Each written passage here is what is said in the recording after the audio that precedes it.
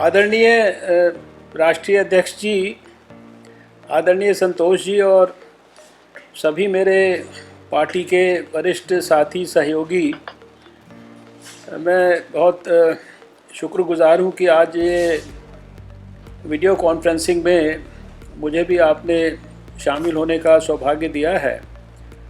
अभी जिस स्तर के यहाँ पर मैं देखा, अभी कार्यकर्ता बहुत सीनियर लोग हैं, तो पूरा मुझे लगता है कि पूरी हिस्ट्री बताने का तो शायद आज आवश्यकता नहीं है, लेकिन फिर भी इतना ज़रूर मैं कहूँगा कि आप सबको इस बात पे ज़रूर गर्व होना चाहिए कि दुनिया में सबसे पहले भारत ने जो कोविड के ख़िलाफ़ तैयारी और अपनी जो लड़ाई है उसको 8 जनवरी को शुरू किया था।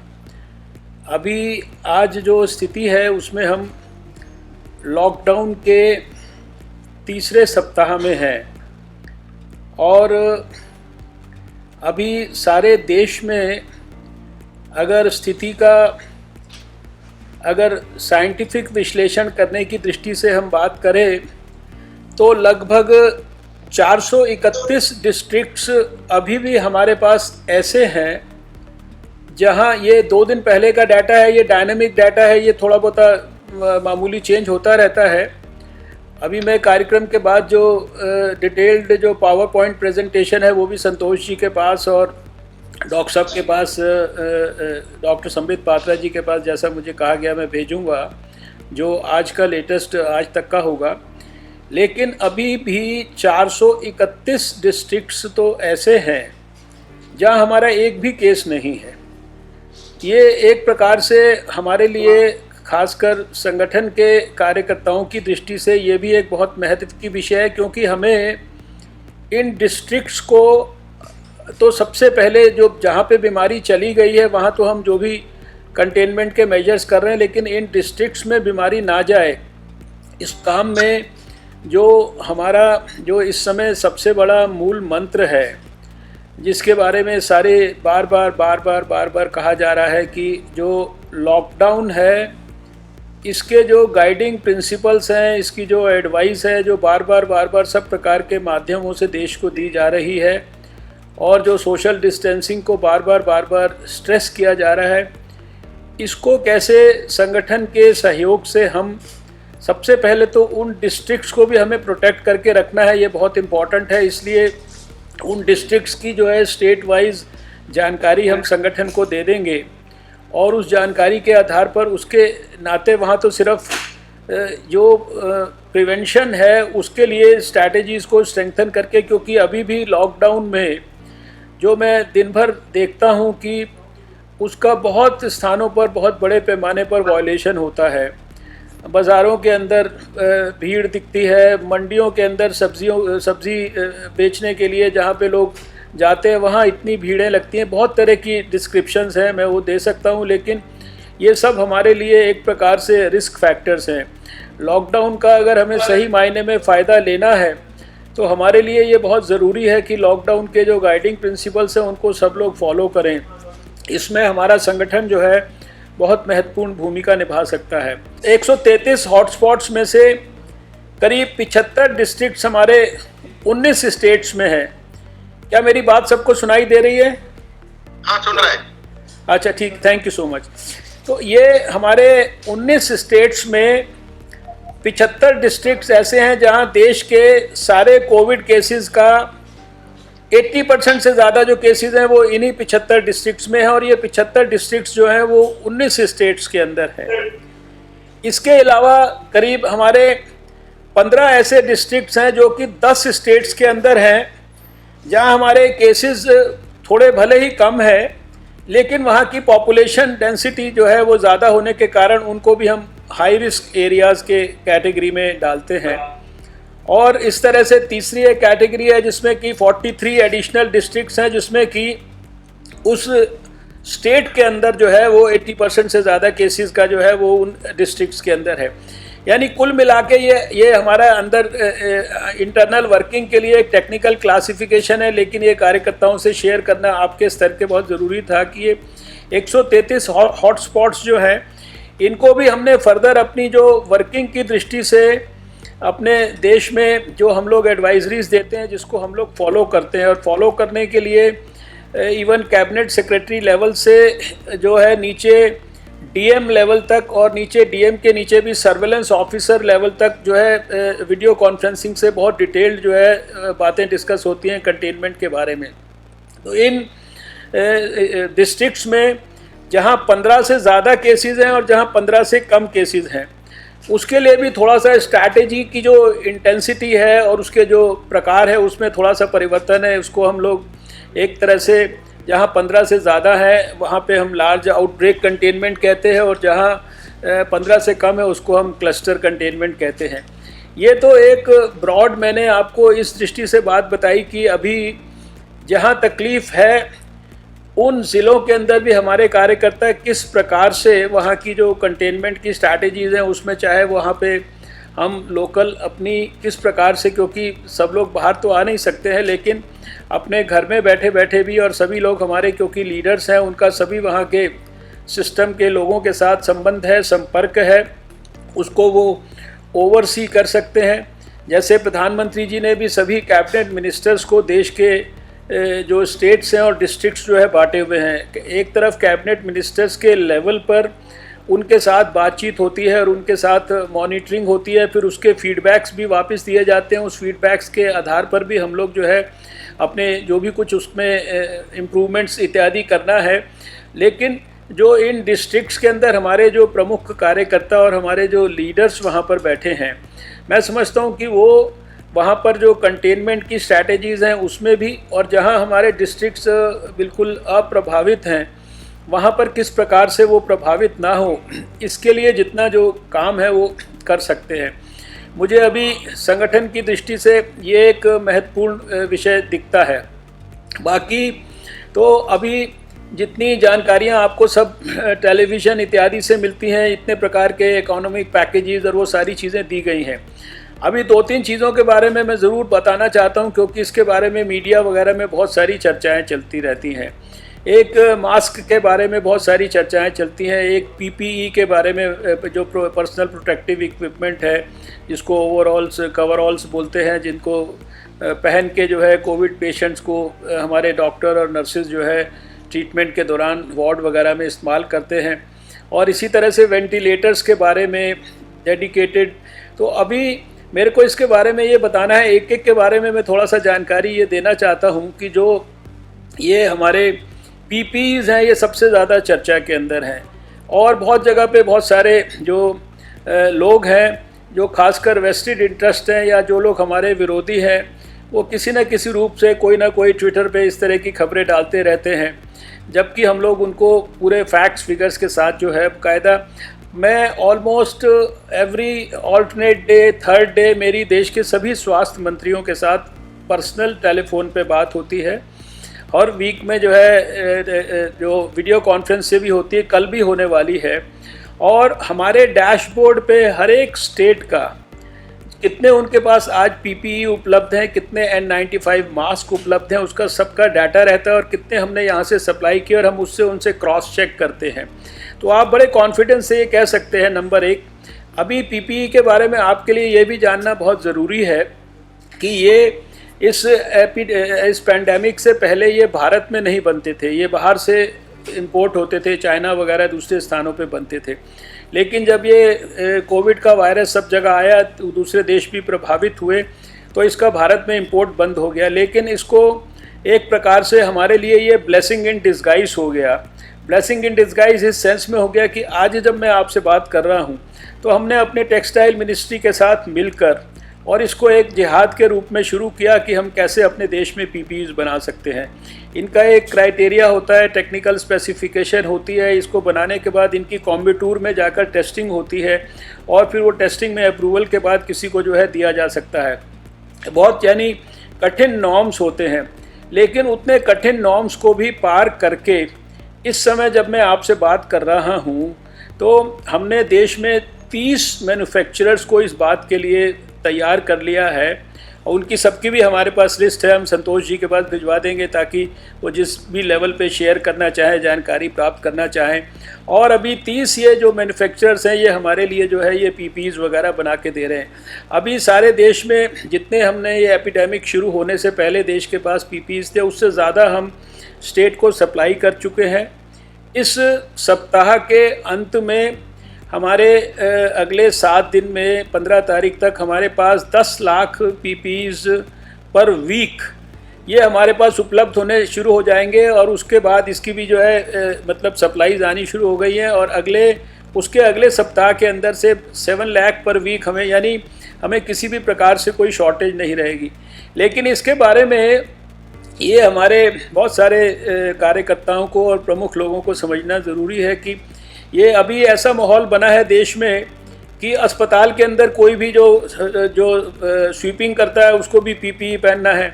अभी हमको कल एक मिनिस्टर ने कहा कि ये पुलिस के लोगों को भी जो है पीपीई पहनाना चाहिए वो, लेकिन ये पीपीई जो है साधारणतः जो मेडिकल प्रोफेशनल हैं, डॉक्टर हैं, जो उस एरियाज़ में काम करते हैं जहाँ कोविड के पेशेंट्स हैं, ये वास्तव में सिर्फ उनके लिए इनकी ज़रूरत है।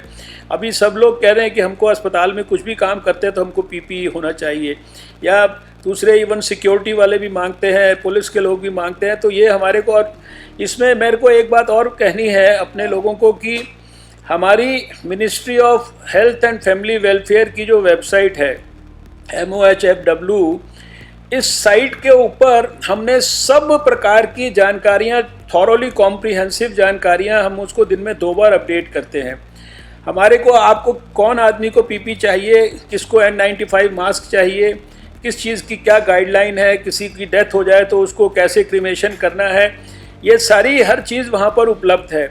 इस समय हमारी वेबसाइट पे एक दिन में हमारे पास जो जानकारी है 20 से 22 करोड़ लोग तक उस पर हिट्स लाते हैं, क्योंकि उस पर सबसे ऑथेंटिक इन्फॉर्मेशन है। तो जो भी कार्यकर्ताओं के मन में कोई भी जानकारी के संदर्भ में कोई प्रश्न उठते हैं तो वो उस वेबसाइट पे जाकर सब प्रकार की उनको जानकारियाँ, चाहे वो एजुकेशन की हो, चाहे वो समाज के हर वर्ग के व्यक्ति के लिए जो रेलेवेंट जानकारी हो सकती है, प्रोफेशनल के लिए भी, सोशल व्यक्ति के लिए भी, सबके लिए वो वहाँ पर उपलब्ध है। लगभग इसी प्रकार से N95 मास्क के बारे में हमारे पास पर्याप्त मात्रा में हमने स्टेट्स को उपलब्ध कराए हैं और उनकी भी इसी तरह से एक रेगुलर सप्लाई अभी देश भर में आने वाले, भगवान ना करे कि ये हमारी जो स्थिति है, मुझे व्यक्तिगत तौर पर यह विश्वास है कि ये स्थिति को हम लोग पूरी तरह से काबू कर लेंगे, क्योंकि हमने इसको चारों तरफ से इसको पकड़ के ब्लॉक किया हुआ है। सारे रास्ते जितने भी हैं हमने उन पर प्रयास अपने लगाए हुए हैं। लेकिन भगवान ना करे अगर स्थिति किसी भी कारण से बिगड़ती है तो भी उस परिस्थिति के लिए भी देश के अंदर जो आवश्यकता पड़ती है तो उसमें सबसे पहले बेड्स की है या स्पेशल हॉस्पिटल्स की है। तो अभी 500 से ज़्यादा तो जो देश में हमने जो कोविड के पेशेंट्स को ही डेडिकेटेड हॉस्पिटल्स हम लोगों ने कर दिए हैं और सभी डिस्ट्रिक्ट लेवल तक, स्टेट लेवल तक हम ये आग्रह पूर्वक उनको कह रहे हैं कि जहाँ पे सिर्फ कोविड के मरीज़ भर्ती होंगे ऐसे अस्पतालों को आप नोटिफाई करिए। वो भी जानकारी हमारे पास है कि कहाँ पर अभी तक नहीं नोटिफाई हुए हैं, वो भी हम संतोष जी के पास भेज देंगे, वो भी अपने स्तर पर उसके अंदर जो है। लेकिन और इसी के साथ साथ एक्सक्लूसिवली डेडिकेटेड लगभग इस कोविड के अस्पतालों में तो जो बेड्स हैं ही वो भी काफ़ी बड़ी संख्या है, उसका भी स्टैटिस्टिक्स आपके पास आ जाएगा। 2 लाख के करीब बेड्स जो हैं हमने और इसके अलावा जो है रिज़र्व करके रखे हैं सारे देश में, जो दूसरी फैसिलिटीज़ में है। 50,000 से ज़्यादा ICU के बेड्स रिज़र्व किए हुए हैं।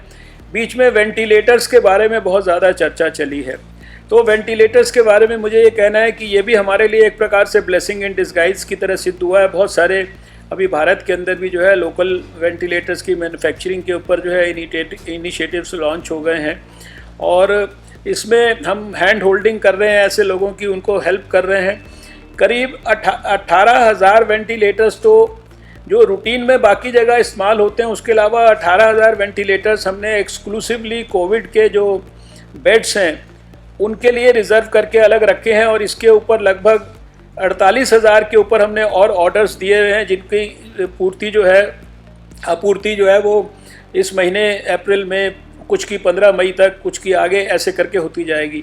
वेंटिलेटर्स के बारे में मुझे एक और बात कहनी है जो आपके स्तर के लोगों को ज़रूर, कि वेंटिलेटर्स की जो आवश्यकता है ये बहुत ही छोटे से परसेंटेज को, 1-2% को भी शायद अभी नहीं हो रही है। अभी आजकल भी हम लोग अपने जब स्वास्थ्य मंत्रियों से मैं बात करता हूं तो सबसे पहले उनसे मैं यही पूछता हूं कि आपके यहाँ जो मरीज़ भर्ती हैं उनका स्वास्थ्य कैसा है, उसमें से कितने लोग ऑक्सीजन पर हैं, कितने लोग उसके अंदर आईसीयू में हैं और कितने लोग वेंटिलेटर पे हैं। तो वैसे तो दुनिया का भी आंकड़ा है कि बहुत कम लोग, लेकिन हमारे यहाँ उससे भी कम जो है वेंटिलेटर्स के ऊपर हैं।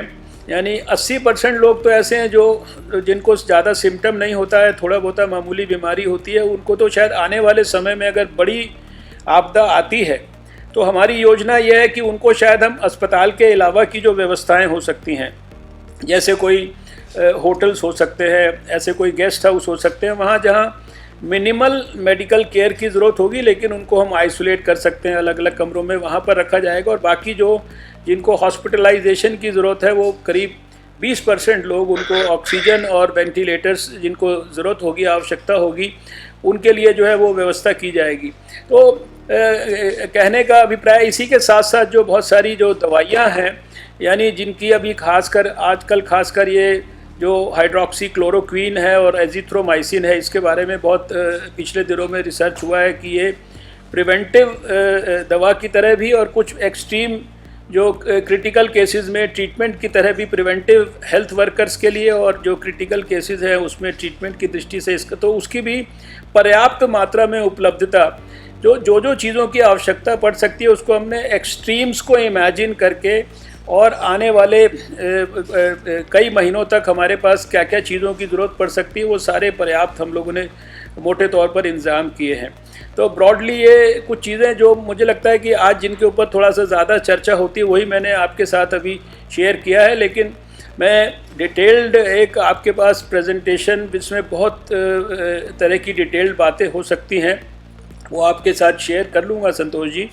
आप जिसको भी आगे शेयर करना चाहें उसमें से जो भी इंफॉर्मेशन जिस तक भी पहुंचाना चाहें वो आप उसको पहुंचा सकते हैं। और कोई भी कार्यकर्ता किसी समय भी 24 घंटे में मुझे टेलीफोन करके कोई और जानकारी उनको स्पेसिफिक चाहिए, कोई और जानकारी या फीडबैक हमें देना है कहीं का, तो वो हमें आप देते रहें। हमारे यहाँ पे ऑलमोस्ट 24 घंटा ही सारा सिस्टम हमारा पूरी तरीके से ऑन है, और किसी तरह की भी जानकारी जो हमारी रणनीति को और मजबूत कर सकती है, we will welcome all those informations.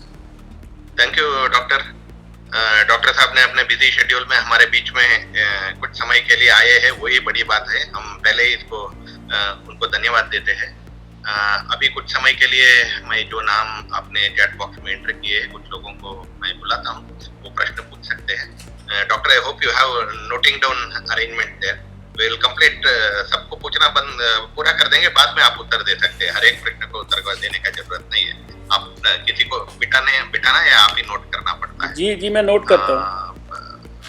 हम शुरू करेंगे महेंद्र पांडे जी से। महेंद्र पांडे जी के बाद एच राजा, महेंद्र पांडे जी के बाद शाहनवाज हुसैन, उसके बाद एच राजा, उसके बाद विनय सहस्त्रबुद्धे। 4 इसी ऑर्डर में। बहुत मैं रिक्वेस्ट कर रहा हूँ, विनती कर रहा हूँ, एक सेंटेंस या दूसरे सेंटेंस में आप समाप्त कर देना एक बार। महेंद्र पांडे जी। डॉक्टर साहब, मैंने आपको वैसे आज व्हाट्सएप भी किया है। एक कार्यकर्ता योगेश अग्रवाल, राजस्थान जयपुर के, IIT इनोवेशन उनका स्टार्टअप है। उन्होंने एम्स के साथ मिलकर, IIT और स्टैनफोर्ड और NUS के साथ मिलकर के एक सैनिटाइजर बनाया है जो कि मास स्केल पर स्टेरिलाइजेशन के लिए उपयोग किया जा सकता है। उन्होंने कलकत्ता में जो आपकी all India institute of hygiene and public health system की वो जो लेबोरेटरी है, वहाँ वैलिडेशन के लिए 10 दिन से रिक्वेस्ट डाली हुई है। वो अपने स्तर पर वैलिडेट कर चुके हैं और वो बहुत सक्सेसफुल है। इतना अनुरोध है कि इसको वैलिडेट करने के लिए एक पैसा वो इस विषय को पूरा करिए महेंद्र पांडे जी। आप व्हाट्सएप किए। और कोई प्रश्न है? बस यही वाला विषय है। ये मैंने पढ़ लिया है इसको, जो है पहले ही पढ़ लिया था इसको।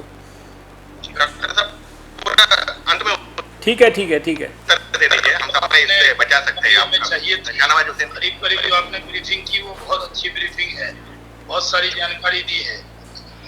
मेरी एक गुजारिश थी कि जो लोग बीमार होते हैं, कई लोग वो हॉस्पिटल में जो जाते हैं सीधे इलाज में जाते हैं, क्वारंटाइन करते हैं। 2 तरह के लोग हैं, जिनको कम शिकायत है सीधा एडमिट करते हैं या उनको अलग आइसोलेशन में हॉस्पिटल में भी कोई वार्ड में रखा जाता है, क्योंकि कई लोग ये जानकारी मांगते हैं। और कई लोग ऐसा भी कर रहे हैं कि वो जो मलेरिया वाली दवा आपने बताई, बहुत सी जगह लोग खरीद के रख रहे हैं, उससे कोई परेशानी तो नहीं आने वाली? राजा जी नमस्ते। यहाँ दो प्रॉब्लम है। एक डायलिसिस पेशेंट्स के लिए तो नॉर्मली प्राइवेट हॉस्पिटल्स फंक्शन करना है करके है, लेकिन प्राइवेट हॉस्पिटल्स फंक्शन नहीं होता, इसलिए इनको डायलिसिस पेशेंट्स को बहुत मुसीबत हो रहा है। उसके बाद अब सुप्रीम कोर्ट का जजमेंट आया है प्राइवेट हॉस्पिटल्स में वो बिना शुल्क का टेस्टिंग होना करके, वो इसके लिए मगर सरकार कुछ उनके लिए मदद करेगा तभी सक्सेसफुल हो सकता है। तो गवर्नमेंट का स्टैंड उसमें क्या है यह मालूम होना चाहिए। ठीक है, विनय सहस्रबुद्धे जी। विनय जी ने तो कैलाश विजयवर्गीय जी, उसके बाद राहुल सिन्हा। कैलाश जी, राहुल सिन्हा, डॉक्टर संबित पत्रा। संबित पत्रा जी, आप फ्यू लिखा है, few is literally few, 1 or 2 1। Kailash ji, मुझे सिर्फ इतना कहना है कि बंगाल के बारे में कोई अधिकृत अभी तक हमें कोई जानकारी नहीं प्राप्त हो रही है। सरकार सारे आंकड़े छुपा रही है। क्या केंद्र सरकार बंगाल के लिए अलग से टीम भेजकर बंगाल को बचाने के लिए कुछ कर सकते हैं? क्योंकि वहां पर एक आतंक का साया है। बहुत सारे ऐसे लोग हैं जो जमात से गए थे, उनकी भी संख्या नहीं मालूम, और सरकार पूरी तरह से आंकड़े छुपा रही है। उससे लेकर पूरे बंगाल के अंदर एक आतंकी स्थिति है। दूसरा, सिलीगुड़ी के अंदर लोग रेनकोट पहनकर डॉक्टर वहां पर काम कर रहे हैं। ऐसे फोटोग्राफ मेरे पास आए हैं, कृपया आप उसको चेक कर लीजिएगा। राहुल सिन्हा जी, रिपीट मत करिए। कैलाश जी ने जो कहा है, जो बात कहा, एक बात तो मेरा हो गया, जो उन्होंने आंकड़ा छुपा रहा है, नया पूछ लीजिए, थोड़ा समय बचाइए। उसमें मैं नहीं जा रहा हूँ, लेकिन हाइड्रोक्साइड क्लोरोक्विन का बारे में पश्चिम बंगाल में बहुत बड़ा चर्चा अभी भी चल रहा है। कारण बंगाल केमिकल हमारा इधर है, उसमें सबसे ज्यादा हाइड्रोक्साइड क्लोरोक्विन का ही है। तो अभी उसको लेके बहुत सारे चर्चा हो रहा है। क्या हो रहा है आपको तो मालूम है, उसका बारे में थोड़ा स्पष्टीकरण हम लोगों को चाहिए, कारण हम लोग को इसका बारे में लड़ना है। दूसरा नंबर है, बंगाल से बहुत सारे लोग चेन्नई जाते हैं या बेंगलुरु जाते हैं ट्रीटमेंट के लिए। मैं चेन्नई का बहुत सारे केस मेरा पास आया, जो चेन्नई में तो उधर गया ना, उधर उनका ट्रीटमेंट हो रहा है ना, लॉकडाउन का कारण वो लोग आ नहीं पा रहा है इधर, तो ट्रीटमेंट भी नहीं हो रहा है, आ नहीं पा रहा है, उनका पैसा भी खत्म हो रहा है। तो ऐसा हमारा पास 5-6 केसेस आया, इसका बारे में थोड़ा कुछ बताइए। ठीक है, संबित पत्रा जी, उसके बाद अविनाश खन्ना, बाद में जयपंत। नमस्ते टू ऑल। मेरा एक क्वेश्चन है टेस्टिंग को लेकर। बहुत जगह हमसे पूछा जा रहा है कि ऑपोजिशन कह रहा है कि बहुत ज्यादा टेस्टिंग होना चाहिए, जो हम नहीं कर पा रहे हैं। आज सुप्रीम कोर्ट ने कहा कि प्राइवेट हॉस्पिटल्स को टेस्टिंग फ्री करना है। आज मुझे संतोष जी ने बहुत अच्छा भेजा आर्टिकल, जिसमें लिखा है कि आपने आयुष योजना में 50 करोड़ इंडियंस के लिए टेस्टिंग फ्री हो जाएगा। उसमें भी I want to know the details about testing, कि क्या 4500 रुपीज कुछ लोगों को फिर भी देखना पड़ेगा या कंप्लीटली फ्री हो जाएगा? Thank you.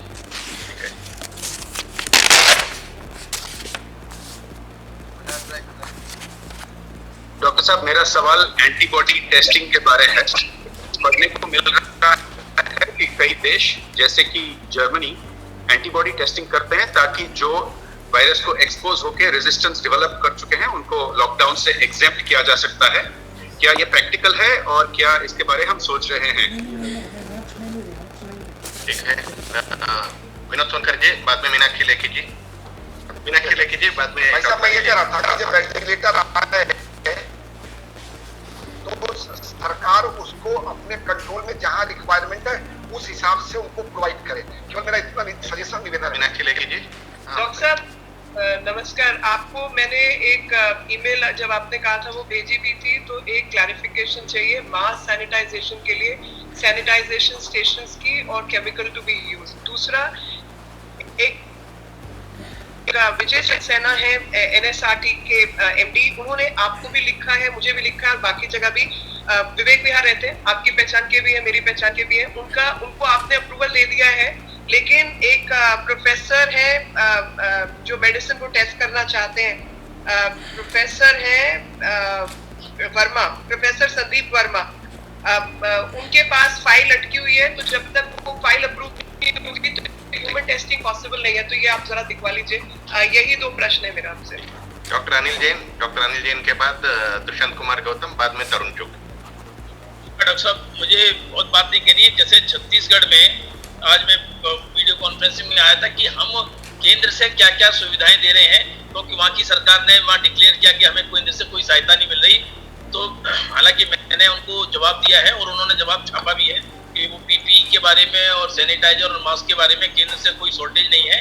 तो एक बार केंद्र से हम क्या दे रहे हैं, एक बात। दूसरी बात, एक एडवाइजरी वहाँ के लिए भी वहीं पे ये बात आई थी, वो मैंने हरियाणा कोर्ट करके उनको समझाया है कि कोरोना के कोविड-19 से लड़ने के लिए अलग अस्पताल और जनरल डिजीजेस के लिए अलग अस्पताल, क्योंकि जनरल पेशेंट कोई खत्म तो हो नहीं गए, तो उनका भी ट्रीटमेंट ठीक प्रकार से चलता रहे। ये यहाँ केओस कई राज्यों में मचा हुआ है, उसकी स्पष्ट एडवाइजरी केंद्र से जाए और वो भी साइमल्टेनियसली उनकी भी टेक केयर होती रहे, क्योंकि तो कोविड से जितने नहीं मरेंगे उससे ज्यादा उससे खत्म हो जाएंगे। इस दृष्टि से भी लोगों में एक पैनिक है, इसको क्लियर करें। ठीक है, दुष्यंत कुमार गौतम जी, बाद में तरुण चुग जी। दुष्यंत जी। हाँ डॉक्टर साहब, आपने वेंटिलेटर और पीपी के बारे में बता दिया है। मास्क के बारे में क्या पोजीशन है? मार्केट में मास्क शॉर्टेज चल रही है ज्यादा, उसके बावजूद भी मार्केट में ज्यादा रेट मांग रहे हैं उसके। और दूसरा मेरा था कि जो मास्क घरों में बना रहे हैं उसका क्या मापदंड होना चाहिए, उसके बारे में बताएंगे। तो एक है पीपी और वेंटिलेटर, ये बनाने की बड़ी वो लगी बात से लगी है, काफी लोग आते हैं, उनको कहाँ भेजे हम? ठीक है, सत्य कुमार जी के बाद महेश गिरी जी, और हम के बाद अमित मालवीय से हम प्रश्न को बंद करेंगे, बाद में डॉक्टर साहब उत्तर देंगे। बस मैं यही पूछना चाहता था, पूरा देश भर में कितने टेस्टिंग सेंटर्स है, अगर स्टेट वाइज इंफॉर्मेशन मिल जाए तो ठीक। हाँ, सभी लोग how authentic are the kits that are available in the market? Tarun Chugh ji के बाद महेश गिरी जी। डॉक्टर साहब, मेरा आपको एक आज मैंने मेल भी कल किया था।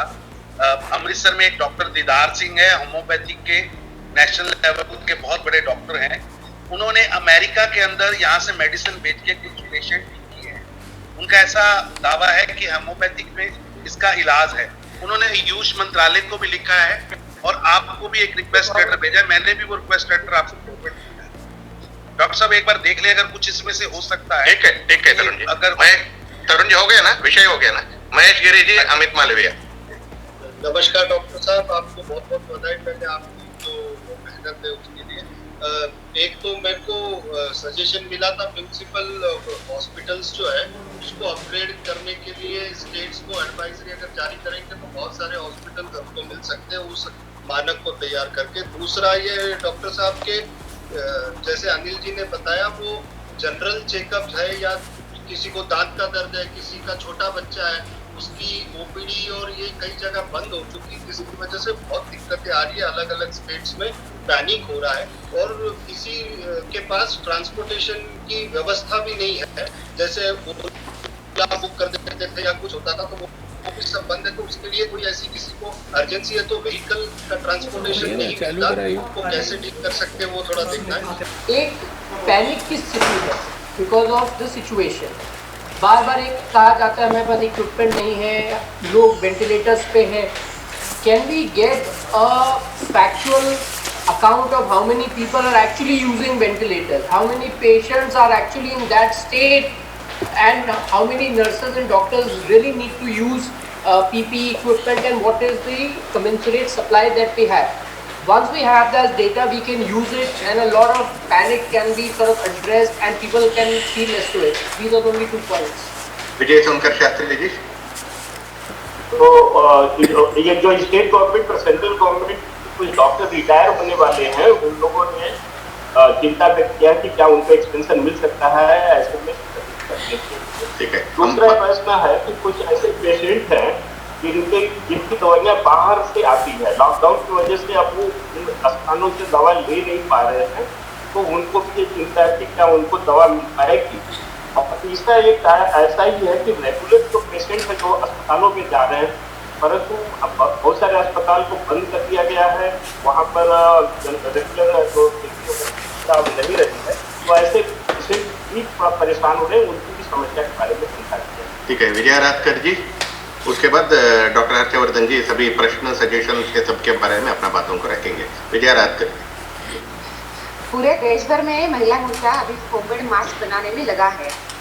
इसके बारे में ज़्यादा वो इफेक्टिव हो जाए, इसके बारे में क्या केयर हमें करनी चाहिए और क्या क्या उसके नॉर्म्स हो सकते हैं, ताकि हम बहुत अच्छे तरीके से इस मूवमेंट को बढ़ा सकते हैं। ठीक है डॉक्टर साहब, प्रश्न और सुझाव पूरा हो गया। आप इसके बारे में जो इन्फॉर्मेशन दे सकते हैं? जी जी जी जी, ये सबसे पहले महेंद्र पांडे जी ने कहा था, उन्होंने मुझे पहले ही मेल इसके बारे में जो भेजा है मैंने पूरा पढ़ा है, और वो जो संबंधित एक्सपर्ट्स के पास मैं भेज दूंगा, क्योंकि ये जो बहुत सारे लोग अभी इस समय हमारे पास रोज़ ही बहुत सारे आते हैं कि कोई कुछ कुछ काम कर रहे हैं, कोई कुछ कुछ काम कर रहे हैं, वो अपनी चीज़ों को आगे ले जाना चाहते हैं। तो इनको हम लोग जो साइंस की जो हमारी रिलेटेड डिपार्टमेंट्स हैं या कमेटीज़ हैं, उनके पास हम सबके पास भेज देते हैं। उसके संदर्भ में मैंने उनका पहले ही पढ़ लिया था, ये जो उन्होंने मेल भेजा था उसको हमने ऑलरेडी आगे जो है फॉरवर्ड किया है।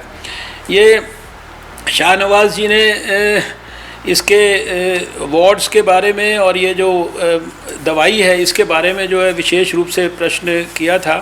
तो इसके बारे में मुझे इतना ही कहना है कि ये जो दवाई है आज की तारीख में ये किसी रूटीन व्यक्ति के लिए खाने के लिए नहीं है। सबसे पहले हम लोग बार बार अपनी प्रेस कॉन्फ्रेंस के थ्रू भी एडवाइस कर रहे हैं कि ये कोई भी व्यक्ति ऐसे बिना किसी मेडिकल एडवाइस के ये दवाई ना खाए।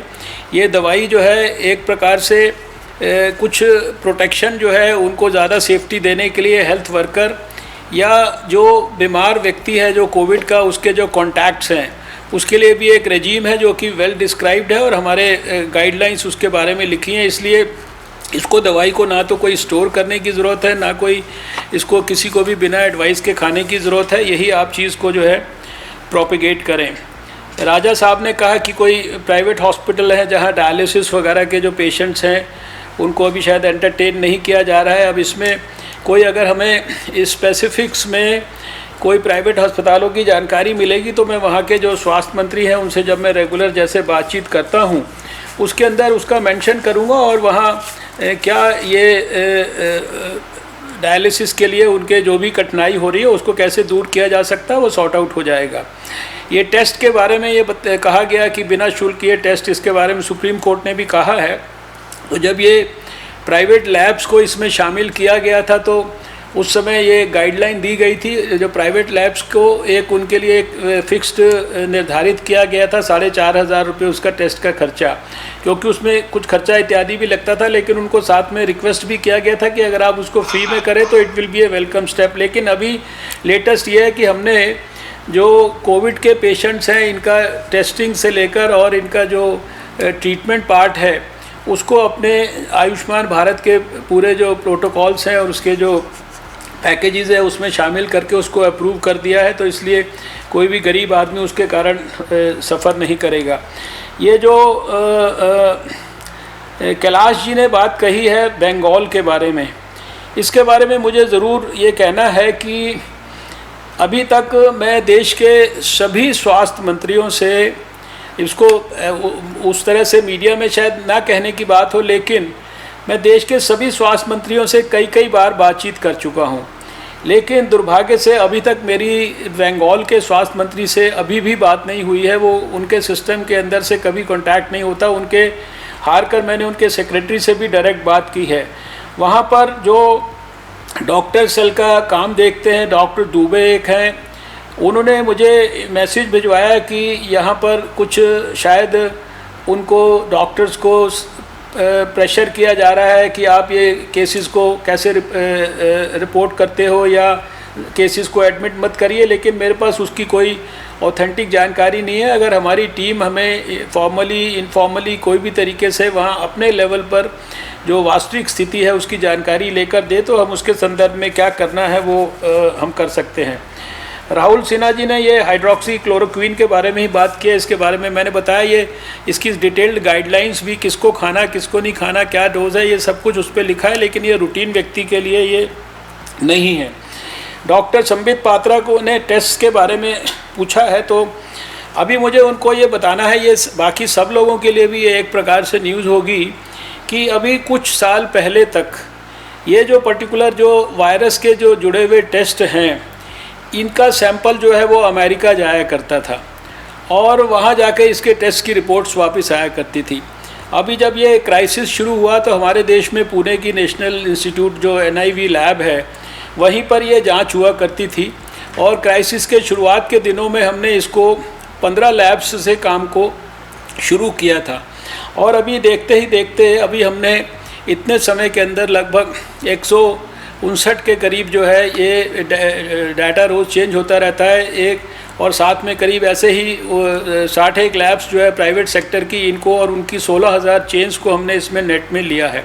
आज हम लोगों ने एक और निर्णय लिया है कि सारे देश के अंदर और बड़े पैमाने पर हमने जो all India institute of medical sciences है 5-6 उनको रीजनल लेवल पर इंचार्ज बनाया है और हमने उन्हें कहा है कि आप देश के सभी मेडिकल कॉलेजेस से संपर्क करिए और वहाँ जहाँ भी मेडिकल कॉलेजेस में इस लैब को स्टार्ट करने के लिए सुविधा क्रिएट करने के लिए क्या क्या उनको आवश्यकता है, क्या क्या, क्योंकि इसके लिए स्पेशलाइज्ड इक्विपमेंट होता है, बायो सेफ्टी के नॉर्म्स को फॉलो करना होता है, ये कोई भी व्यक्ति करने से पहले उसको ट्रेन करना ज़रूरी होता है और एक प्रकार से इसको करने वाले वातावरण में भी एक तरह का बायो हैज़र्ड होता है कि व्यक्ति खुद जो करने वाले प्रभावित हो सकते हैं। जो सैंपल उसका जो स्वैब लेना होता है, नाक से और मुंह से लेना होता है, उसको भी जो है बहुत सारी प्रिकॉशंस लेके लेना पड़ता है, उसके लिए PPE वेयर करना पड़ता है इत्यादि। इस तरह की मतलब ये है कि ये, लेकिन हमने अपनी जो लैब की कैपेसिटी है वो एक प्रकार से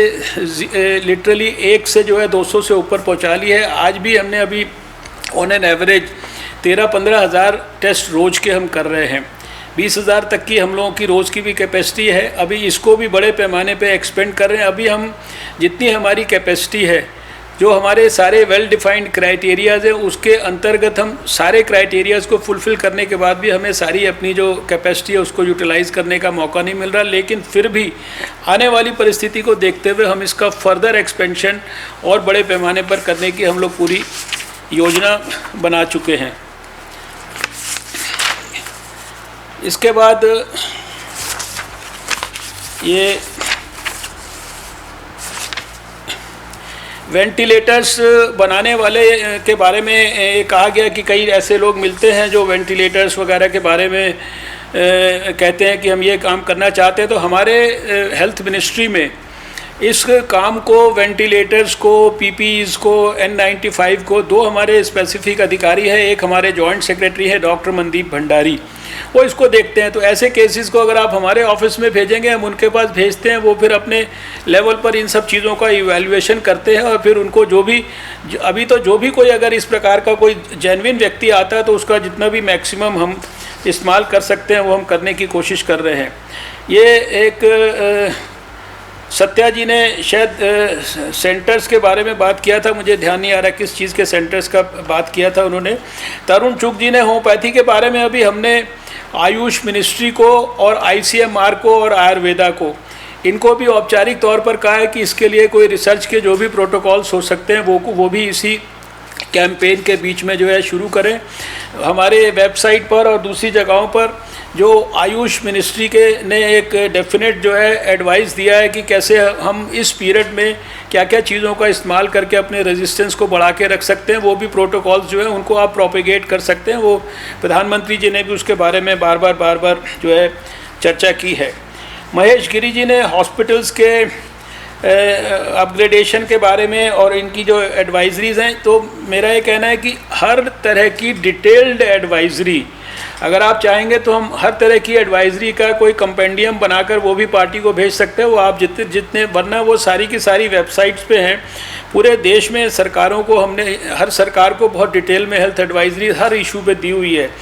और जो उन्होंने कहा कि OPDs वगैरह बंद हैं, उसके कारण बहुत लोगों को छोटे मोटे इलाज के लिए, तो ये इसीलिए अभी लीगली तौर पर हमने जो डिजिटल मेडिसिन है या टेलीमेडिसिन है, टेलीमेडिसिन की सारी गाइडलाइंस को जो है वो प्रचारित कर दिया है, नोटिफाई कर दिया है। कोई भी डॉक्टर से कोई भी मरीज़ टेलीफोन पे कंसल्टेशन ले सकता है, उसके डिजिटल प्रिस्क्रिप्शन पर कोई भी केमिस्ट जो है दवाई घर में सप्लाई कर सकता है। इसको लीगल हम लोगों ने कर दिया है। और इसके साथ साथ ये जिन लोगों को कोई डिप्रेशन या कोई भी साइकोलॉजिकल इश्यूज़ हो रहे हैं उन लोगों के लिए भी हमने जो हमारा बेंगलोर में निम्हांस है और दूसरे देश के अंदर साइकेट्रिस्ट और ये साइकोलॉजिस्ट वगैरह के साथ एक हेल्पलाइन वगैरह है, उसकी डिटेल्स भी हम आपको वो उनके साथ भी जो है टेली कंसल्टेशन कर सकते हैं। देश में जितने भी डॉक्टर्स जो कोविड का ट्रीटमेंट कर रहे हैं उनके लिए हमने एक टेलीकॉन करके एक मोबाइल नंबर पर एक कई सारी लाइंस वाला फैसिलिटी क्रिएट की है, जिसका सेंटर एम्स न्यू दिल्ली में बनाया। वहाँ सभी स्पेशलिस्ट रहते हैं और सारे देश में कोविड का ट्रीटमेंट करने वाले डॉक्टर्स के साथ आपस में स्पेशलिस्ट का भी, यहाँ के भी बड़े डॉक्टरों के साथ भी कंसल्टेशन हो सकता है, ताकि किसी भी देश में कोविड के मरीज़ को जो है किसी भी प्रकार की जो है जो बेस्ट पॉसिबल ट्रीटमेंट मिलने की दृष्टि से कोई कमी ना हो। अविनाश राय खन्ना जी ने क्रीमेशन की जो गाइडलाइंस इत्यादि के बारे में, डेड बॉडी के, ये बहुत दिन पहले संतोष जी ने भी मुझे पूछा था, तो मैंने उनको उसी समय गाइडलाइंस वगैरह भेजी थी। तो इसके लिए भी हमारे वेबसाइट पे डिटेल्ड गाइडलाइंस है। उन्होंने सुझाव दिया कि ये स्टेट्स के मदद से जो क्रीमेशन ग्राउंड्स पर ये गाइडलाइंस वगैरह लगाई जाए, तो इसको हम लोग इसको भी उनको जो अभी अपनी कॉन्फ्रेंस करेंगे उसमें उनको हम बता सकते हैं। आप भी अपने स्तर पर अगर गाइडलाइंस हमारी सब वेबसाइट पे हैं और जो क्रीमेशन ग्राउंड्स वगैरह पे जो भी लोग हमारे इनको चलाते हैं उनकी मदद से इसको जो है वहाँ पर प्रोपेगेट किया जा सकता है। जय पांडा जी ने एंटीबॉडी टेस्टिंग के बारे में कहा है, तो इसके बारे में हमारा ये कहना है कि अभी जो एंटीबॉडी टेस्ट है ये जो व्यक्ति कोविड से प्रभावित होता है, तो अभी ये एस्टैब्लिश हो गया कि उसमें एक प्रकार से दोनों प्रकार की एक IgE और IgM दो तरह की एंटीबॉडीज़ होती हैं। ये 7वें और 10वें 12वें 13वें दिन पे डेवलप होती हैं। तो अभी जो ये एंटीबॉडी टेस्ट है इसके लिए भी हमने काफ़ी बड़ी संख्या के अंदर किट्स ऑलरेडी ऑर्डर कर दिए हैं। भारत में अभी ये किसी के पास आई नहीं है, लेकिन हम उसकी भी तैयारी कर रहे हैं। इस एंटीबॉडी टेस्ट को करके हम किसी की पॉजिटिविटी नहीं, अगर किसी के शरीर में एंटीबॉडीज़ उपलब्ध हैं तो उस समय वो मतलब उसको हम नेगेटिव तो प्रूव कर सकते हैं कि वो, लेकिन पॉजिटिव थी। इसको अभी हम जो हमारे हॉटस्पॉट्स के एरियाज़ हैं, आने वाले समय में हमारी योजना है कि सारे हॉटस्पॉट्स के एरियाज़ में थोड़ा बड़े पैमाने पर हमारा जो national centre for disease control है उसके पूरे सुपरविजन में हम इसको बड़े पैमाने पर उन लोगों के अंदर क्लस्टर्स में इस एंटीबॉडी टेस्ट का इस्तेमाल करने वाले हैं। मीनाक्षी लेखी जी ने एक कोई पर्टिकुलर फाइल के अप्रूवल इत्यादि की बात की है, अगर उसका डिटेल्स मुझे मिलेगा। जो बाकी मास सैनिटाइजेशन स्टेशंस हैं वो अभी इस तरह की परिस्थिति में वो मास सैनिटाइजेशन स्टेशंस जो होते हैं वो बड़ी बड़ी जो साइंस की लेबॉर्ट्रीज़ में कहीं कहीं जो है इस्तेमाल होते हैं, जहाँ बहुत ही ज़बरदस्त उस तरह की सिचुएशंस होती हैं। इनका अभी आज के उसमें कोई देश भर में कोई बड़े पैमाने पर इनका व्यवहारिक तौर पर यूज़ करना शायद अभी पॉसिबल नहीं है। और जो कोई पर्टिकुलर फ़ाइल का उन्होंने कहा है उसकी डिटेल्स हमें मिलेगी, तो कहाँ पर वो फ़ाइल जो है रुकी है हम उसको देख लेंगे। डॉक्टर अनिल जैन ने जो है ये कहा कि छत्तीसगढ़ में जो है जो स्पेशल अस्पतालों की बात की, तो मैंने शुरू में ही कहा था कि अभी देश में हमने सारे स्टेट गवर्नमेंट्स को कहा है कि वो कोविड के लिए डेडिकेटेड हॉस्पिटल्स बनाए, कोविड के लिए डेडिकेटेड ये ब्लॉक्स बनाए और उनको नोटिफाई करे। तो इसके लिए जैसा मैंने बताया था कि जो है एक देश भर में बहुत जगह पे वो नोटिफाई हो गए हैं। कुछ स्टेट्स ने जिन्होंने नहीं किया उनकी भी जानकारी हम संतोष जी के पास भेजेंगे, तो आप भी अपने स्तर से। और ये छत्तीसगढ़ में जैसा कहा गया कि अगर उनको कोई भी अधिकारी ने कहा कि हमको कोई वहाँ से कुछ नहीं मदद मिला, तो हम आज एक डिटेल्ड वो भी भेज देंगे नोट हर एक स्टेट के अंदर अभी तक हमारे उनके डैशबोर्ड पे क्या क्या चीज़ें उपलब्ध हैं और क्या क्या हम लोगों ने भेजी हैं और क्या क्या हम भेजने वाले हैं। तो आप ये संतोष जी से जो है कोऑर्डिनेट करके ये जानकारी भी जो है ले सकते हैं। ये मास्क के बारे में जो है दो लोगों ने बात किया, विजय जी ने और ये शायद दुष्यंत गौतम जी ने। तो इसके बारे में इतना ही कहना है कि दो चीज़ें हैं। अभी ये हमारे जो एम्पावर्ड कमेटी ने भी कई सारे डॉक्टरों वगैरह से भी जो है ये इस तरह के वीडियोस बनवाए हैं और उनको सर्कुलेशन में भी डाला है कि ये जो N95 मास्क है या जो सर्जिकल मास्क है ये डॉक्टर्स के लिए है बेसिकली। नॉर्मली जो है मास्क जो है वो नॉर्मली तो किसी एक हेल्दी आदमी के लिए नहीं होता है, वो जो है एक जिसको किसी को इन्फेक्शन वगैरह हुआ है वो मास्क लगाए और दूसरों को इन्फेक्शन ना दे, या कोविड इत्यादि के मरीज़ जो अस्पताल में है या दूसरे जगह पे। लेकिन अभी जो पिछले कुछ समय से एक बात चली है कि अगर घर के बनाए हुए मास्क को भी अगर हम रूटीन इस्तेमाल के अंदर वो चाहे एक साधारण रुमाल से भी बना सकते हैं, कोई खादी से बना सकते हैं, कोई घर में सी सकते हैं, उसको अगर हम सड़क पे चलते समय इस्तेमाल करें तो कम से कम हम it's a sort of you can say abundant precaution लेने की बात है, उसको हम जो है यूज़ कर सकते हैं। उसके लिए कोई, इसके लिए भी एक घर बने वाले मास्क के लिए भी हमारे वेबसाइट पे डिटेल्ड गाइडलाइन है कि आप उसको पढ़ सकते हैं, उस गाइडलाइन को फॉलो कर सकते हैं। इसी तरह से ये एक अमित मालवीय जी का जो सवाल था, ये बहुत अच्छा सवाल है। I fully agree with him. मैं डिटेल में अमित मालवीय जी को, जो हमारे बहुत अच्छे जो स्टेट्स के जो अच्छे सफल मॉडल्स हैं, बिकॉज ये जो गुड प्रैक्टिसेस हैं हम शेयर करते हैं, ये मीडिया ने शायद भीलवाड़ा को ज़्यादा पॉपुलर करने की कोशिश की है, लेकिन इसमें कोई शक की बात नहीं कि वहाँ पे भी अच्छा काम हुआ है। लेकिन केरल और भीलवाड़ा के अलावा भी बहुत स्थानों पे बहुत अच्छा काम हुआ है। हमारे उत्तर प्रदेश में बहुत अच्छा काम हुआ है। वो सारे कुछ ज़रूरी जो अच्छी जानकारी, और भी स्टेट्स में कई जगह पे बहुत अच्छे काम हो रहे हैं, तमिलनाडु वगैरह में कई जगह पे हो रहे हैं। तो ऐसी जो जानकारियां हैं, थोड़ा सा मीडिया के एंगल से मैं अमित मालवीय जी से व्यक्तिगत तौर पर भी डिटेल्स उसकी शेयर करूँगा। और उन्होंने जो पेशेंट्स की स्टैटिस्टिक्स के बारे में कहा है कि अभी एग्जैक्टली किसी भी समय पे कितने मरीज़ वेंटिलेटर पे, ये नंबर तो डायनेमिक है, चेंज होता रहता है। लेकिन उसके बावजूद भी मुझे ये कहना है कि मैं लगातार, चूँकि हेल्थ मिनिस्टर से भी बात करता हूँ, तो जो वेंटिलेटर्स पर जो लोग हैं उनकी संख्या बहुत ही कम है, शायद 1% से 2% के बीच में भी नहीं होगी। और इसी तरह से जो ऑक्सीजन की या जिनको आईसीयू की ज़रूरत पड़ती है, वो संख्या भी बहुत बड़ी नहीं है। लेकिन इसके अगर स्टैटिस्टिक्स में भी आप इंटरेस्टेड हैं तो वो स्टैटिस्टिक्स भी डेली बेसिस पर हम लोग दे सकते हैं। जो उन्होंने शास्त्री जी ने रिटायर होने वाले डॉक्टरों के बारे में कहा है, तो स्वाभाविक है कि ये तो सरकार इसके बारे में निश्चित रूप से निर्णय लेगी। अभी किसी को तुरंत रिटायर नहीं होने दिया जा रहा है। जैसे अभी हमारे डायरेक्टर हेल्थ सर्विसेज अभी 2 दिन बाद रिटायर हो रहे थे, तो हमने उनको 3 महीने का एक्सटेंशन दिया। ऐसे ये पॉलिसी के नाते जो भी इसके अंदर व्यवहारिक तौर पे संभव है वो सब, अभी तो रिटायर्ड डॉक्टर्स को भी रोप इन करने के लिए हमने एक प्रकार से योजना बनाई है। इसलिए जो सिस्टम में काम कर रहा है उसको हम इस तरह से नहीं जाने देंगे। ये दवाई बाहर से आती है, अस्पताल बंद वगैरह, उसका सबका वही जो है आंसर है कि टेली मेडिसिन और उसका इस्तेमाल मैक्सिमम हम करेंगे।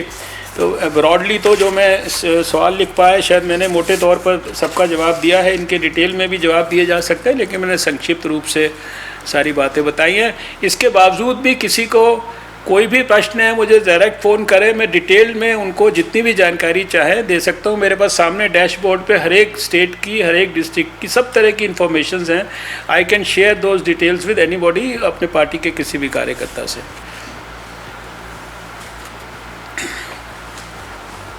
आवाज़ नहीं आ रही।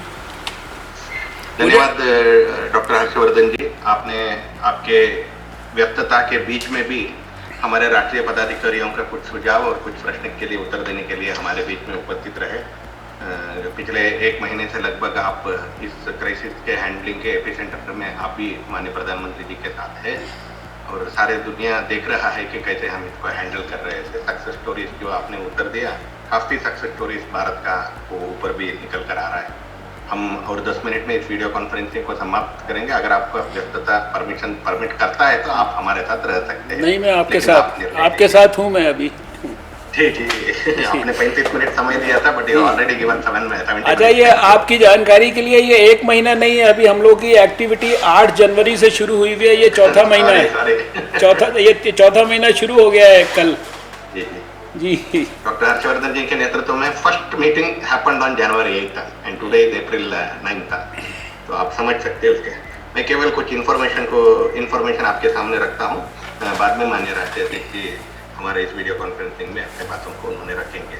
आज आपको व्हाट्सएप ग्रुप में राम माधव जी का एक आर्टिकल इंडियन एक्सप्रेस का, बाद में टाइम्स ऑफ इंडिया का एक आर्टिकल और कुछ लिंक्स जो प्रिपरेशन सरकार ने किया है उसके बारे में कुछ लिंक्स, ट्रू पिक्चर का एक आर्टिकल, और हमारे कल परसों तक 7 तारीख तक भारतीय जनता पार्टी के कार्यकर्ता ने सारे देश में कुछ विषयों को लेकर के क्या क्या काम किए हैं, इतना आपको व्हाट्सएप में हमने भेजा है।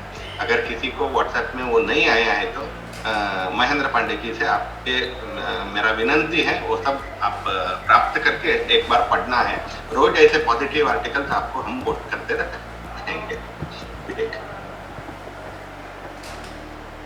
सारे दुनिया में अच्छे 2 months old baby in Italy which was affected by corona, it has passed the test and it has recovered।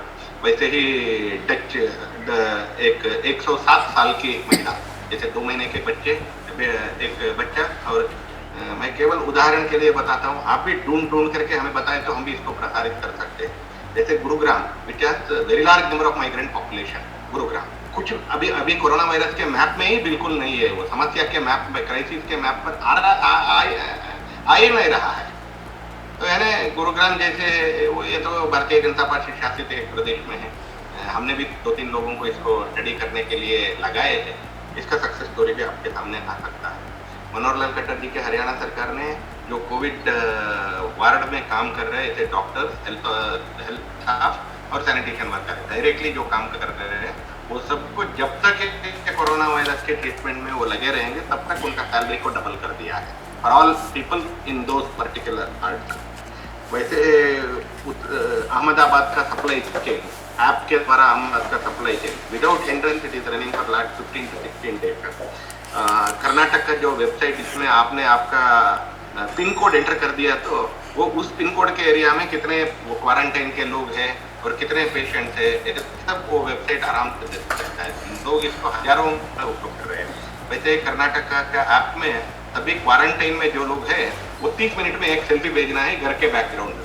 अगर 30 मिनट में सेल्फी बोलेंगे क्वारंटाइन के लोगों के पास, इतना हमारे सरकारों ने कर रहा है। इसी के कारण भारतीय जनता पार्टी की सरकार जहाँ है वहाँ कोई समस्या के ग्राफ में नहीं आ रहा है। समस्या के ग्राफ में जो आ रहे हैं वो महाराष्ट्र, तमिलनाडु, दिल्ली से successful, so we are not coming into the picture. ऐसे काफी सक्सेस स्टोरीज है, आप भी थोड़ा निकाल करके दिए तो नैरेटिव में हम इसको खड़ा कर सकते हैं।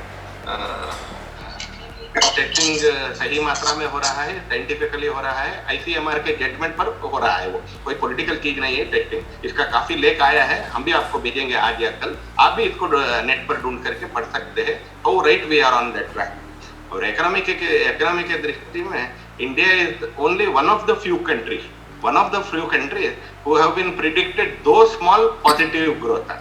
अमेरिका जैसे प्रदेशों में -2% ऐसे ग्रोथ का प्रेडिक्शन हो रहा है, लेकिन भारत के बारे में कम है, लेकिन one of the few countries who have been predicted for positive growth. तो ऐसा एक चीज चल रहा है, थोड़ा ध्यान भी रखना, हम प्रोएक्टिव भी रहना, केवल फीड द नीडी का तो डालते नहीं रहना, नैरेटिव भी खड़ा करने में यहाँ वरिष्ठ पदाधिकारियों का एक बड़ा रोल है, न केवल स्पोक्स पर्सन का। जो आर्टिकल लिख सकते हैं, भूपेंद्र जी एक आर्टिकल लिखना शुरू किए हैं, जो आर्टिकल लिख सकते हैं लिखिए एक बार। हमारे मीडिया के प्रवक्ता, मीडिया इंचार्ज से बताए तो वो भी इसको प्रकाशन के लिए पत्रिकाओं में भेज देंगे एक बार। तो ये नैरेटिव खड़ा करने में भी हम सबका योगदान रहना चाहिए, ऐसे मुझे लगता है। तो आज फिर से एक बार आपको डॉक्टर हर्षवर्धन जी को धन्यवाद देते हुए मैं राष्ट्राध्यक्ष को विनंती करता हूँ वो आज के इस संदर्भ में हमें जो मार्गदर्शन करना है उसको रखें।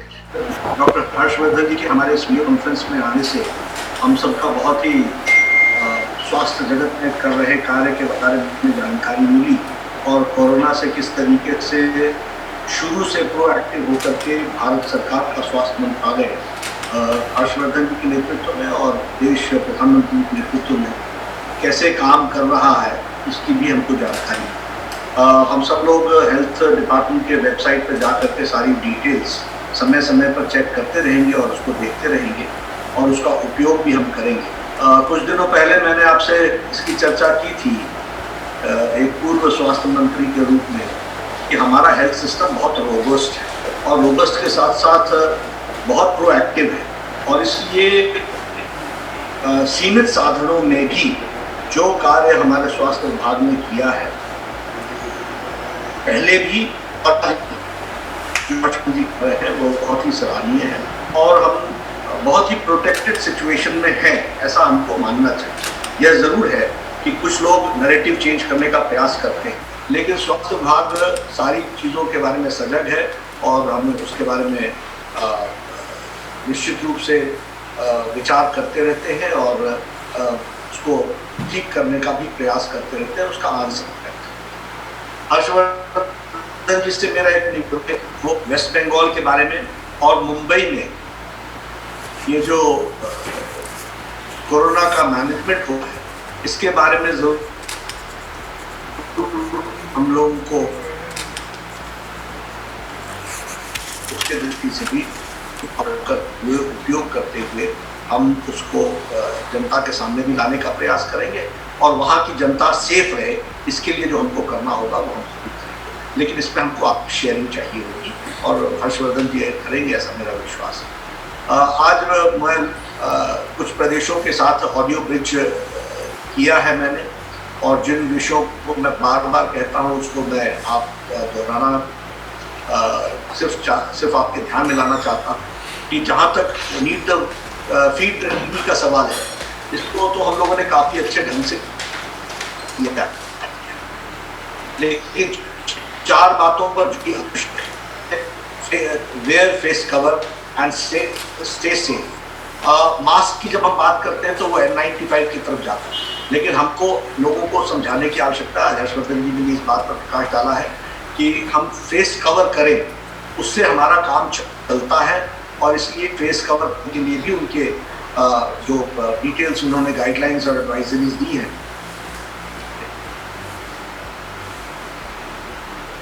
उसका हम सदुपयोग और मैं पार्टी के सभी वरिष्ठ कार्यकर्ताओं से पदाधिकारियों से निवेदन करूंगा कि हम उसके मॉनिटरिंग के लिए जो कुछ भी कर सकते हैं वो हमको करना चाहिए। दूसरा विषय है पीएम केयर फंड। इसका जो पीएम केयर फंड है इसमें हम लोगों ने डिसाइड किया है कि 40 लोगों को हम अपने प्रभाव से, अपने सहयोग से, अपनी जिनसे हमारा परिचय है, जो हमारे सहभागी हैं, जो हमारे सहयोगी हैं, उनको जोड़ करके इसमें 100 रुपये का हम देने का प्रयास करेंगे और उसके लिए चाहे वो UPI भीम फोन हो, अमेजॉन पे का हो, गूगल पे हो, पेटीएम हो, मोबीक्विक एक्सेट्रा, ये जो भी हैं ये सारे हम डिजिटल टूल्स का इस्तेमाल करके हम पेमेंट करने की व्यवस्था करें और इसमें हम ज़्यादा से ज़्यादा लोगों को जोड़ेंगे। थैंक्स गिविंग के बारे में हम डिजिटली तो कर ही रहे हैं, वो तो अपने आप हो रहा है, लेकिन हमको बूथ तक जो हमने थैंक्स गिविंग का ड्राफ्ट भेजा है उस पर सिग्नेचर्स करवाने ज़रूरी हैं। उसके लिए भी हम 40 परिवारों को हर दिन बोलने का प्रयास करें, ये भी हमारी आवश्यकता है, इसको पूरा करें। तो इस पर भी हमको मॉनिटरिंग करनी चाहिए। और जो आरोग्य सेतु है इसमें हमने कल भी आपसे चर्चा की थी, आप अपने प्रदेशों में और अपने अपने जो प्रभारी जिस प्रदेश के आप हैं उनको जोड़ने का प्रयास करें और उस प्रदेश में आप जो हमारे विचार परिवार के लोग हैं उनको भी जोड़ने का प्रयास करें, उनके साथ बातचीत करें, उनके साथ वीडियो कॉन्फ्रेंसिंग करें, उनको आरोग्य सेतु का महत्व को भी समझाएं और ज़्यादा से ज़्यादा लोग कम समय में आरोग्य सेतु से जुड़े। इसके लिए हमको अपना पूरा योगदान करना चाहिए और उस पर ताकत लगानी चाहिए। सोशल मीडिया का हमको उपयोग करना चाहिए और हमको जो नैरेटिव हमारे खिलाफ बार बार खड़ा होता है उसके बारे में एक दूसरे के साथ शेयर करते हुए हमारा एप्रोप्रिएट उत्तर उसका क्या हो सकता है उसके बारे में भी हमको हमेशा सजग होकर के काम करना चाहिए। ये सारी बातें हम लोगों को ध्यान में रखने की जरूरत है। मैं कोई नई बात आज आपके साथ शेयर नहीं कर रहा हूँ, अभी तक जो काम हम लोगों ने तय किए हैं उन्हीं को हम पूरा करने के लिए मॉनिटरिंग पर जोर देंगे, अच्छा रहेगा। मुझे इतना ही कहना है, धन्यवाद। संतोष जी कुछ कहना चाहते हैं? नहीं, धन्यवाद अध्यक्ष जी। हमारे सोशल मीडिया का इंचार्ज अमित मालवीय जी आप सभी के साथ अध्यक्ष जी ने जो चारों विषय बताया इसका पोस्टर वो शेयर करेंगे। कल से हमने वो चारों विषयों के चार विषय में 3 का PM care, stay wear face cover, stay safe और इसका हमारा आरोग्य सेतु का जो पोस्टर्स है अपने स्थानिक भाषा में या हिंदी इंग्लिश का कोई आप जो लेते हैं इसको रोज 3-4 घंटे के अंतर में आप रोज पोस्ट करना है अगले 10-15 दिन। ये तीनों को PM care, stay face wear face cover और आरोग्य सेतु का। और कल हम 7 बजे यहाँ वीडियो कॉन्फ्रेंसिंग के आने के पहले अपना थैंक यू कार्ड्स को आप अपने सोशल मीडिया अकाउंट में डिजिटल सिग्नेचर करके इसको पोस्ट करना है ताकि नीचे वो जा सकते हैं। अच्छा है नंबर, मुझे लगता है कि 25-30 हज़ार तक अभी thank you card digital posting हुआ है लेकिन हम इसको भी 50 लाख तक लेकर जाने का मन में है। तो हम सब कल 7 बजे के अंदर थैंक यू कार्ड का पोस्टिंग करना है और 3 पोस्टर जो है इसको रोज 3-3 घंटे के अंतर में पोस्टिंग करना है। इतना मन में रखिए। धन्यवाद। कल हम फिर से 7 बजे मिलेंगे। मैं फिर से डॉक्टर हर्षवर्धन जी को और माननीय राष्ट्रीय अध्यक्ष जी को मैं धन्यवाद देता हूँ। नमस्कार। नमस्कार।